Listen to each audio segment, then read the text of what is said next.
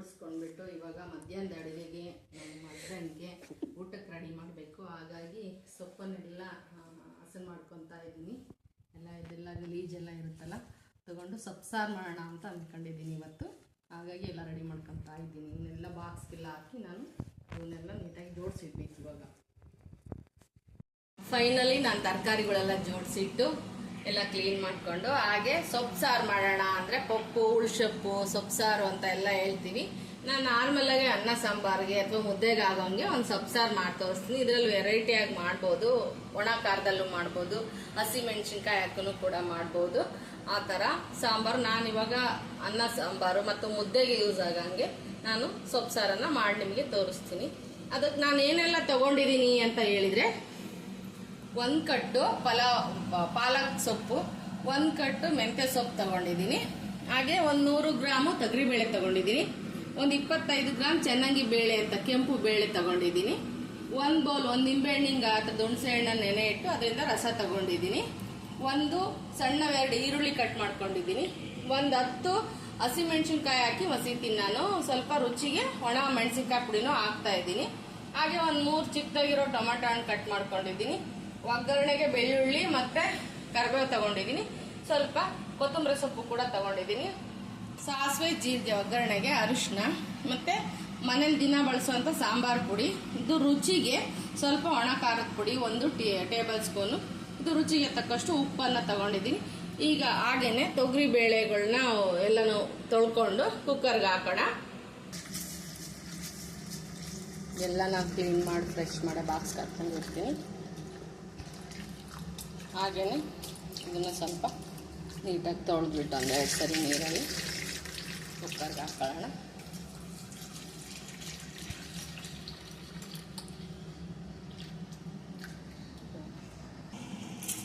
ತೊಗರಿಬೇಳೆ ಹಾಕ್ಕೊತೀನಿ. ಮೊದಲು ತೊಗರಿಬೇಳೆನ ಹಾಕ್ಕೊತಾ ಇದ್ದೀನಿ. ಹಾಗೆಯೇ ಇವಾಗ ಚೆನ್ನಾಗಿ ಬೇಳೆ ಅಥವಾ ಕೆಂಪು ಬೇಳೆನ ತಗೊಂಡು ತೊಳ್ಕೊತೀವಿ. ಚೆನ್ನಾಗಿ ವಾಶ್ ಮಾಡ್ಕೋಬೇಕು.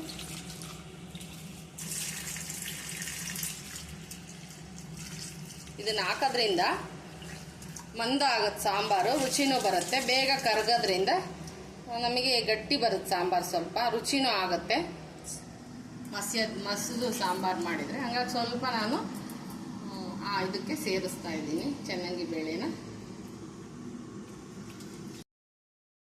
A few minutes later. ನೋಡಿ ಇವಾಗ ಕೂಗಿ ಕುಕ್ಕರು ಸ್ವಲ್ಪ ತಣ್ಣಗಾದ್ಮೇಲೆ ನೋಡ್ರಿ ಈ ಥರ ಎಲ್ಲ ಬೆಂದ್ಬಿಟ್ಟು ಇದಾಗಿರುತ್ತೆ. ಇದಕ್ಕೆ ಮಸ್ಯಗುಂಡಲ್ಲಿ ಸ್ವಲ್ಪ ಮಸ್ಕೊಳ್ತೀನಿ. ನೋಡ್ರಿ ಈ ಥರ ಎಲ್ಲ ಮಸ್ಕೊತೀನಿ ನಾನು. ಇದಕ್ಕೆ ಕಾಯನ್ನು ಹಾಕೋದಿಲ್ಲ, ಹಾಗೆ ಮಾಡ್ತೀನಿ. ಅಂದರೆ ಖಾರವಾಗಿ ರುಚಿಯಾಗಿರುತ್ತೆ. ನಾವು ಕಾಯನ್ನು ಆ್ಯಡ್ ಮಾಡಿದರೆ ಏನು ಅಂತ ಹೇಳಿದ್ರೆ ಸ್ವಲ್ಪ ಖಾರದಂಶ ಕಮ್ಮಿಯಾಗಿ ಸ್ವಲ್ಪ ಸಪ್ಪೆ ಅನಿಸುತ್ತೆ. ಹಂಗಾಗಿ ನಾನು ಕಾಯನ್ನು ಹಾಕ್ತಾ ಇಲ್ಲ. ಅನ್ನಕ್ಕೆ ತುಂಬ ಚೆನ್ನಾಗಿರುತ್ತೆ. ಇವಾಗ ಬೆಳಗ್ಗೆ ನಮ್ದು ತಿಂಡಿ ಎಲ್ಲ ಮುಗಿಸ್ಕೊಂಡು ಸೊಪ್ಪು ಸಾರೆಲ್ಲ ಮಾಡಿಕೊಂಡು ಇವಾಗ ರೈಸ್ ಇದಕ್ಕೆ ಮಾಡಿಕೊಂಡು ನಾವು ಊಟಕ್ಕೆ ರಾತ್ರಿ ಮಿಕ್ಕರೆ ಇದಕ್ಕೆ ಮುದ್ದೆ ಮಾಡ್ತೀನಿ. ಇವಾಗ ಒಗ್ಗರಣೆ ಮಾಡ್ಕೊಳ್ಳೋಣ. ಮಸಾಲೆಗಳೆಲ್ಲ ಸೇರಿಸ್ತೀನಿ ಫಸ್ಟ್, ಆಮೇಲೆ ಒಗ್ಗರಣೆ ಕೊಡ್ತೀನಿ. ಉಪ್ಪು, ಖಾರದ ಪುಡಿ, ಸಾಂಬಾರು ಪುಡಿ ಇದು 2 ಟೇಬಲ್ ಸ್ಪೂನ್ ತಗೊಂಡಿದ್ದೀನಿ. ಇದು 1 ಟೇಬಲ್ ಸ್ಪೂನ್ ತಗೊಂಡಿದ್ದೀನಿ. ರುಚಿಗೆ ತಕ್ಕಷ್ಟು ಉಪ್ಪು ತಗೊಂಡಿದ್ದೀನಿ. ಇದನ್ನು ಇದಕ್ಕೆ ಹಾಕಿ ಸೇರಿಸ್ಕೊಂಡಿರ್ತೀನಿ. ಎಲ್ಲ ಮಸ್ಕೊತೀನಿ. ಹಾಗೆ ಹುಣಸೆ ರಸನ ಇದಕ್ಕೆ ಹಾಕ್ತೀನಿ. ನೋಡ್ರಿ ಹುಣಸೆ ರಸನ ಕೂಡ ಇದಕ್ಕೆ ಸೇರಿಸ್ತೀನಿ. ಒಂದು ನಿಂಬೆಹಣ್ಣಷ್ಟು ಹುಣಸೆ ಹಣ್ಣು ತಗೊಂಡು ರಸ ತಗೊಂಡು ಇಟ್ಕೊಂಡಿದ್ದೆ ನಾನು. ಈ ಥರ ಎಲ್ಲ ಸ್ಮ್ಯಾಶ್ ಮಾಡಿಕೊಂಡು ಇವಾಗ ಇದಕ್ಕೆ ಬೆಳ್ಳುಳ್ಳಿ ಈರುಳ್ಳಿ ಒಗ್ಗರಣೆ ಕೊಡ್ತೀನಿ. ಆಲ್ಮೋಸ್ಟ್ ಸೊಪ್ಪು ಸಾರಿಗೆಲ್ಲ ಬೆಳ್ಳುಳ್ಳಿ ಒಗ್ಗರಣೆ ಇದ್ರೇ ತುಂಬ ಟೇಸ್ಟ್ ಆಗೋದು. ಹಾಗೆಯೇ ನಾನು ಇವಾಗ ಒಗ್ಗರಣೆ ಮಾಡ್ತೀನಿ. ನೋಡಿ ಬೇಳೆಗಳು ಏನೂ ಕಾಣಿಸ್ತಾ ಇಲ್ಲ, ಎಲ್ಲನೂ ನೀಟಾಗಿ ಸ್ಮ್ಯಾಶ್ ಆಗಿದೆ. ಇವಾಗ ಒಗ್ಗರಣೆಗೆ ಇಟ್ಕೊಳ್ಳೋಣ. ಒಂದು ಚಿಕ್ಕ ಬಾಣಲೆ ತಗೊಳ್ತೀನಿ. ಇಟ್ಕೊಳ್ಳೋದಕ್ಕೆ ನಾನು ಸ್ವಲ್ಪ ಎಣ್ಣೆ ಹಾಕ್ಕೊತೀನಿ.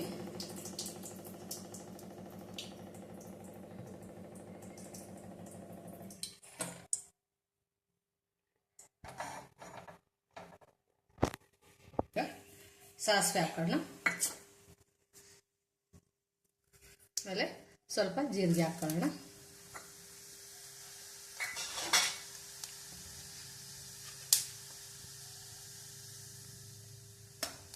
ಇವಾಗ ಚಟ್ಪಟ ಅಂತ ಸಿಡಿಲಿ ಅದು.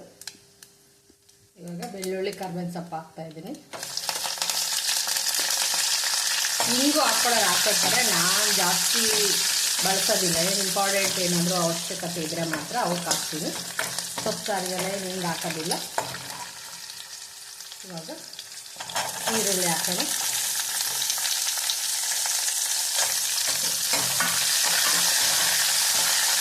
ಸ್ವಲ್ಪ ಫ್ರೈ ಆಗಿ ಸ್ವಲ್ಪ ಅರಿಶಿನ ಹಾಕೋತೀನಿ. ಒಗ್ಗರಣೆಗೆ ಬೇರೆ ಸ್ವಲ್ಪ ಒಂದು ಸ್ಪೂನ್ ಹಾಕಿದ್ದೆ, ಚಿಕ್ಕ ಸ್ಪೂನಲ್ಲಿ. ಈಗ ಒಗ್ಗರಣೆಗೆ ಒಂದು ಸ್ವಲ್ಪ ಹಾಕ್ತಾಯಿದ್ದೀನಿ.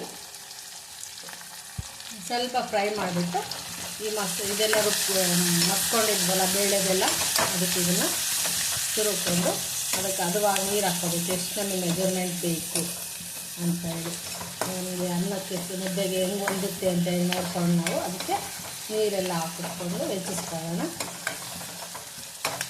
ಇವಾಗ ಇದನ್ನು ಕುಕ್ಕರ್ಗೆ ಹಾಕ್ತೀನಿ.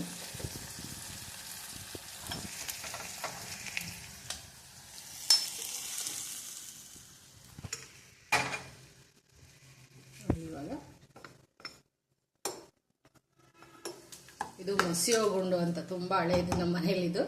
ನಾನು ಜಾಸ್ತಿ ಇದನ್ನು ಯೂಸ್ ಮಾಡ್ಕೊತೀನಿ ಈ ಥರ ಮಸಿಯೋದಕ್ಕೆಲ್ಲ. ನಾನು ಬೇರೆದು ಇದೆ, ಬಟ್ ಇದು ನನಗೆ ಇಷ್ಟ, ಹಾಗಾಗಿ ಅದನ್ನೇ ಯೂಸ್ ಮಾಡ್ತೀನಿ ನಾನು. ಇವಾಗ ಇದಕ್ಕೆ ನೀರನ್ನೆಲ್ಲ ಹೆಚ್ಚೋಣ. ಸ್ವಲ್ಪ ಕೊತ್ತಂಬರಿ ಹಾಕ್ತೀನಿ. ಆಮೇಲೆ ನೋಡ್ರಿ ಈ ಥರ ಆಗುತ್ತೆ. ನಾನು ಇದಕ್ಕೆ ಇನ್ನೊಂದು ಸ್ವಲ್ಪ ನೀರನ್ನು ಕೂಡಿಸ್ಕೊಂಡು ಇದನ್ನು ಒಂದು ಕುದಿಸ್ತೀನಿ. ಕುದ ನಂತರ ಇದಕ್ಕೆ ಅನ್ನ ಮಾಡಿ ಊಟ ಮಾಡೋದೊಂದು ಬಾಕಿ ಎಲ್ಲ ಆಯಿತು. ಇದಕ್ಕೆ ಸ್ವಲ್ಪ ನೀರಲ್ಲಿ ಸೇರಿಸ್ಕೊತೀನಿ ನಾನು. ಸ್ವಲ್ಪ ತೆಳುವಾಗಿರಬೇಕು, ಅನ್ನಕ್ಕೆ ಹೊಂದಬೇಕು, ಮುದ್ದೆಗೆ ಹೊಂದಬೇಕು. ಮತ್ತು ಬಿಸಿ ಆದ ನಂತರ ಇದು ಸ್ವಲ್ಪ ಗಟ್ಟಿ ಆಗುತ್ತೆ. ಸಾಂಬಾರು ಪುಡಿ ಅದೆಲ್ಲ ಹಾಕ್ಕೊಂಡಿರ್ತೀವಲ್ವ, ಅದೆಲ್ಲ ಕುದ್ಮೇಲೆ ಸ್ವಲ್ಪ ಗಟ್ಟಿ ಆಗುತ್ತೆ. ಹಾಗಾಗಿ ನೀರನ್ನು ಹಾಕ್ತಾಯಿದ್ದೀನಿ. ಇವಾಗ ಒಂದು ಕುದಿಬೇಕಿದು. ಲಿಡ್ಡನ್ನು ಕ್ಲೋಸ್ ಮಾಡೋದಿಲ್ಲ, ಓಪನ್ನಾಗೆ ಒಂದು ಕುದಿ ಬಂದ ತಕ್ಷಣ ಆಫ್ ಮಾಡ್ತೀನಿ. ಸಾಂಬಾರು ಪುಡಿಗಳು, ಖಾರದ ಪುಡಿ ಸ್ವಲ್ಪ ಕುದಿಬೇಕು ಅಷ್ಟೇ. ಇದೆಲ್ಲನೂ ಬಾಯ್ಲ್ ಚೆನ್ನಾಗಿ ಆಗಿದೆ, ಮಸ್ತಿದ್ದೀನಿ.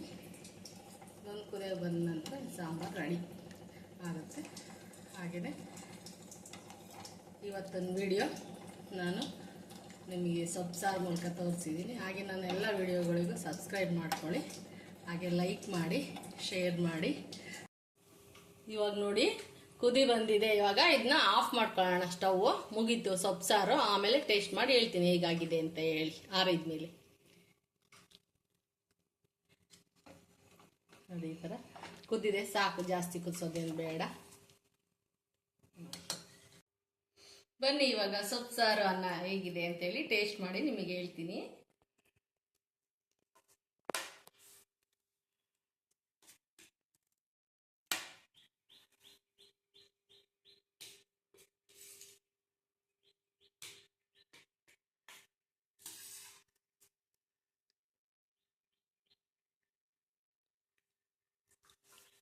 ತುಂಬ